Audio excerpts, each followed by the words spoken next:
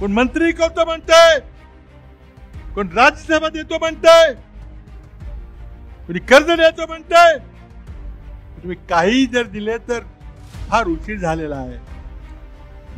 सातारा लोकसभा मतदारसंघाच्या मतदारांनी कधीच निर्णय घेतलेला आहे.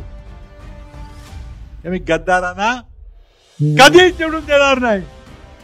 महाराष्ट्रातल्या गद्दारांना मी त्यांची जागा दाखवल्याशिवाय राहणार नाही.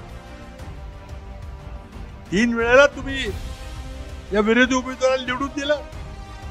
आमच्या सर्वांच्या सांगण्यावरून पवार साहेबांनी तिकीट दिलं. छोटीच्या पावसातल्या सभेने पवार साहेबांनी आपली माफी मागितली की चूक झाली माझी. तुम्ही 90,000 उमेदवाराला पाडलं. पुन्हा चूक करण्याची मला खात्री आहे. आज शशिकांत शिंदेसारखा एक डोंगरी भागातला युवक माथाडी कामगार चळवळीत काम करत करत नेता झाला. विधानसभेमध्ये आणि विधान परिषदेमध्ये काम केलेलं आहे. माझ्या मंत्रिमंडळामध्ये जलसंपदा मंत्री म्हणून काम केलं, मी जवळून पाहिलेलं आहे. या खासदाराला भेटायला तो तासन दिवस वाट बघायची कारण नाही.